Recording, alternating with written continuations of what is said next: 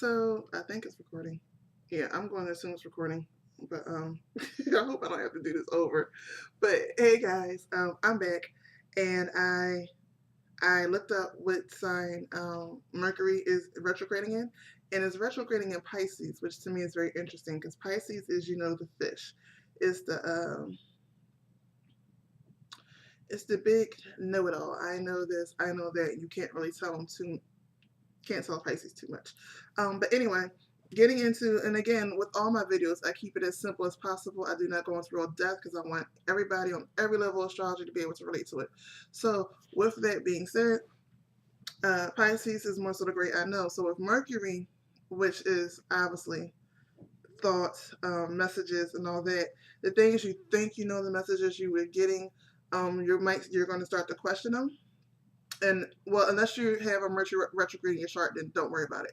But for those who don't, um, this is a time, of course, where every Mercury retrograde, electronics start to go funky, communications broken up, and now with it being in Pisces, the things that you know is going to, or you thought you knew, I should say, is going to be broken up. Now, this is not a bad thing. It could be that in this particular time, because everything, and since we live in a technical age, everything technology wise is going to start messing up. It should draw you away from technology a little bit, and therefore it'll give you the time that you need to start looking at the things that you know and start seeing that does it truly serve you.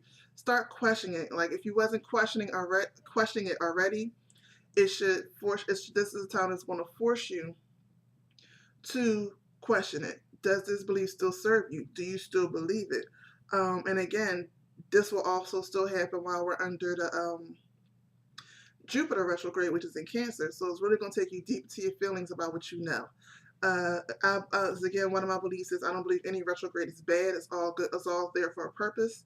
Um, it's going to overlap the Venus retrograde a little bit, which to me helps the people who've been avoiding to start questioning, or the last little bit of time, at least that in between time where it overlaps, where you won't be able to avoid Jack. Um, for a little while, I would say, uh, I won't say avoid conversations, but of course, certain conversations you want to avoid: politics, religion, sexuality, just because this is a time where even if you think you know what you know, it's going to cause like a little amnesia in your brain where you're going to elapse, so it's going to make you go back and look. Elapse, that's not a word. It's going to call what's going to make you relapse, and it's going to cause you to go back and look at your thoughts and look at your thought processes and see, does it serve you? If it serves you, does it serve you, the people around you? Do you need to change the people around you? Have you changed the people around you? The people you have around you, are they really maybe not in your best interest, but are they really people where you can kind of make spiritual transaction with, meaning give and take, which is what we're supposed to be doing? um, can you can they help you? Can you help them? All that type of thing. That's what this Mercury retrograde coming up is going to mostly be like. It's definitely going to be a mental thing. We already know Mercury retrograde with the messing up with the, you know, communication gets messed up. But with it being in Pisces, it's not just a communication between others. It's going to be a communication between yourself, where it's going to be kind of a back and forth type thing, and that's never bad whatsoever.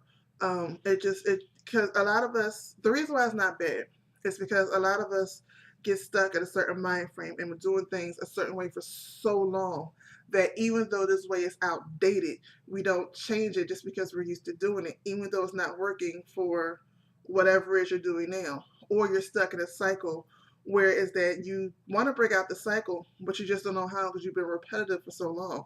This Mercury retrograde will help you bring things new in, because it's going to cause you to break up that cycle anyway, because that communication between you and your higher self, where simple things, you get up, take a shower, go say a prayer, or whatever it is that you do. Simple things, you may wake up and decide, I'm going to go get a bagel first, and then I'm going to come back and take my shower. And in between that time, you'll have time to think about something because it's not so repetitive. So like I said, retrogrades are never really a bad thing, which I don't believe any energy is a bad thing. You can always find a way to use it for good or bad. I choose to use it for good. But that is your Mercury retrograde that is coming up. It ends, shoot.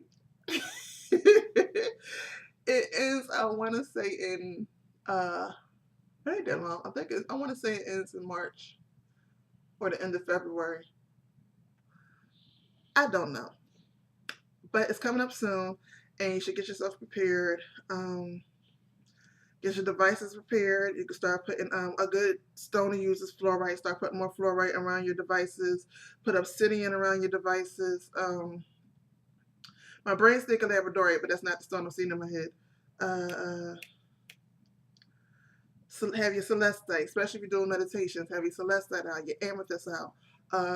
Clear quartz, we all know that's just a one do for everything. For me, I would have my malachite out, especially when it comes to money issues, and make sure that's on track. Have my citrine out, because with a lot of deep thought, people don't realize deep thought can actually tire you out. Well, intuitives and readers know, just because we deal with the mind so much, it can tire your whole body out.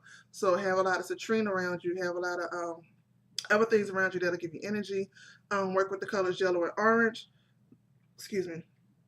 Orange is the sacral chakra that helps create that energy. Yellow is the chakra that stores energy till it's ready to be used. So those particular colors are great to work with right now. And I will say that's the way I work with chakras. I can't say everybody work with chakras or colors that way, but that's how I do it. Other than that, hey, look at that. Amethyst. I'm pretty sure everybody by now should know what amethyst look like, but if you don't, here go a piece of amethyst. And everybody should know my baby, my big celestite. Yes, I love this big piece, this big rock. Yeah, I think it looks better from back here. But anyway, start working with that.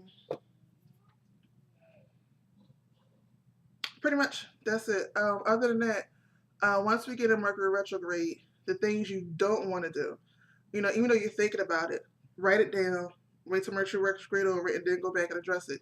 But you don't want to be buying houses, buying cars, making major purchases of any kind, whereas once you make that change, it's a major life change. You don't really want to do that in a Mercury retrograde, because you never really know how you feel. When you come out that Mercury retrograde, now you're stuck with this thing.